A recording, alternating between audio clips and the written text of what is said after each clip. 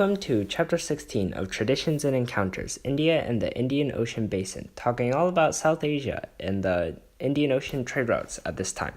So the first thing is the Islamic and Hindu kingdoms. So there was this quest for centralized imperial rule in North India because, of course, India is always not centralized unless it is. And there were these nomadic Turks, and they soon became absorbed into the Indian society. Then there was this one kingdom known as Harsha, and Harsha temporarily restored unified rule in North India, so it was kind of a change for a time. Soon after Harsha, however, there was the introduction of Islam to northern India, and then these Muslims conquered the Indians and passed on the power to the Abbasids, who, as we learned in the last video, had a lot of Islamic power in this time. So these Muslim merchants formed small communities in all the major cities of coastal India and really gained a lot of power and really just influence in this area. There was also the Sultanate of Delhi, and this was an established Islamic state, and it was also really popular in India. And the significance of this was that Islam began to have a place in India. As you may remember before, it was primarily Hinduism and Buddhism were the primary religions in the area. But soon after the Sultanate of Delhi, Islam became to have a much bigger place in India as well. So the Hindu kingdoms of the north were like that, but in the south, it was something different. So the south was politically divided, but relatively peaceful. But they also had this centralized kingdom that came along known as the Chola kingdom. And this was a larger kingdom, and it ruled like the coast around India. And at its high point, it was able to conquer Ceylon, which is like modern-day Sri Lanka, which is the small country south of India, and other parts of Southeast Asia, as we'll see later. And they had a strong navy that dominated waters from the South China Sea to the Arabian Sea, so a big part in the oceans as well. And they were not a tightly centralized state, even though they were called centralized, and this was because local autonomy was strong. So like there were governors and regions that really had more power than the federal state. There's also this kingdom of Vijayanagar. Sorry about that. It was basically established by two Indian brothers, and the significance of this was that they renounced Islam and they returned to their Hindu faith. So this is an example of people who reject outside traditions and return back to their original traditions. So production and trade in the Indian Ocean Basin. So this was basically the economics of the time. So there was lots of agriculture in the monsoon world, and the monsoons, which are these big rains, occur in the spring and summertime. And these really just helped agriculture a lot. So like rice and other water-intensive crops could grow pretty well. And the big thing is there was no big river in South India, so they really had to rely on these monsoons to get the majority of their water. So they included waterworks such as dams, reservoirs, canals, wells, and to do this, they were able to store rainwater in large reservoirs connected to canals for their agriculture if they ever needed it. Also, the population grew a lot because of course, they were able to develop agriculturally, and also urbanization started to take place in cities such as Delhi and other large port cities. So internal trade. So southern India relied pretty heavily on trade, and among this was internal trade. They traded a lot of stuff, and as a result of this, they experienced rapid economic growth. Also, there were temples which really formed the social structure of South India. So there were Hindu temples primarily because that was a big religion at the time then as it is now, and they possessed large tracts of lands, and these temples were also sort of like the structure of their villages. They maintained order and even served as banks to help in business.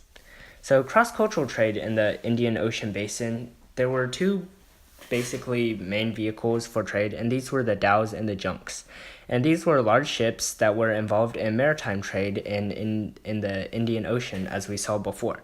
And these ships really traded a lot of goods. For example, they traded silk and porcelain from China and also spices from Southeast Asia. So they really helped the trade in this region. Also important was gold, ivory, and slaves from East Africa. So as we saw in the last video, this was primarily the Swahili trade with East Africa and on the East African coast. Also, in India, they thrived on the production of high quality cotton textiles because cotton grew pretty well there as well. Also, there was the Kingdom of Axum, as we talked about last time, and this was a Christian empire centered in Ethiopia that also was involved in this Indian Ocean trade. And they resisted the pressures of Islam pretty well, and they stayed prosperous through trade. And they really were in the Red Sea, Ethiopia, Egypt area, so sort of still near the Indian Ocean. Also, socially, there was the caste in the society. So the caste provided the guidance in the absence of the centralized political authority. So people sort of just looked to the caste system to dictate their position because they didn't really have a strong government or a really tight government. And what happened was the caste helped to integrate immigrants, so Turks, the Muslims, the merchants that didn't traditionally fit into Indian society. But the caste soon changed as well, as guilds of like merchants and subcastes known as jatis were implemented into the caste system as well. And this was especially strong in southern India because that was where the majority of this stuff was. So the meeting of Hindu and Islamic traditions. So Hinduism predominated in South India, and Islam came in from the north with Arab merchants, as we saw earlier. And soon after, Buddhism started to move out. So this is kind of where we see the patterns of today. Buddhism started in India, but it moved into Eastern Asia as it is today. So that's one change that we see in this period. Also, Islam really started to appeal more. So the conversion to Islam in India occurred in a slow and gradual way. So it wasn't like immediate like in some other areas. And the people that converted the most were usually the poor people because they wanted to improve their lower social statuses. As you may remember, Islam does not have a caste system like Hinduism, so it really benefited the poor people to convert. Also, there were these groups known as Sufis, as we talked about last time as well, and these were the most effective missionaries, and they were really devoted to Islam, but they also syncretized and allowed followers to observe old rituals and venerate old spirits, and they emphasized piety and devotion. There's also this small Bhakti movement, and this really sought to erase distinction between Hinduism and Islam. So this was basically like the syncretism of the two. And it didn't really work, but basically it talked that Shiva, Vishnu, and Allah were all one deity, so it tried to syncretize all the gods of these religions. So the influence of Indian society in Southeast Asia. So this was really the big Indian Ocean trade part. And basically, Indian merchants brought their faiths into Southeast Asia. Southeast Asia is like modern day Vietnam and South Indonesia, those places. And the states in these regions, who were based on trade, really sponsored Hinduism and Buddhism that were carried over. But they really didn't show any interest in the Indian caste system, and really that's only prevalent in India today. There's also the Raja, that was like the term for a king in this area. It actually just means prince, so an important thing to know. Also, there was this great place known as Angkor, and this was a kingdom built by the Khmers at Angkor Thom, and later known as Angkor Wat. This is in modern day Cambodia, I think. I need to check on that. But basically, it was a microcosmic reflection of the Hindu world order.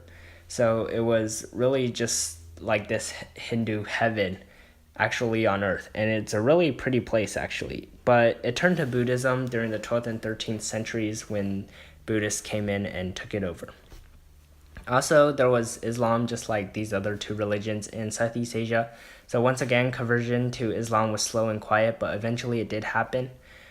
And the biggest was Malacca, which we talked a lot about, but this was basically near Indonesia, and there's the Malacca Strait, which really connected like the South China Sea and the Indian Ocean, so it was this really important waterway for trade. And it was occupied by Muslims at the time to the 15th century, and it really helped trade go on this time as well. So this was basically Chapter 16, India and the Indian Ocean Basin, talking about India and South Asia during this time and the Indian Ocean trade. Thanks so much for watching, and hope to see you in the next one.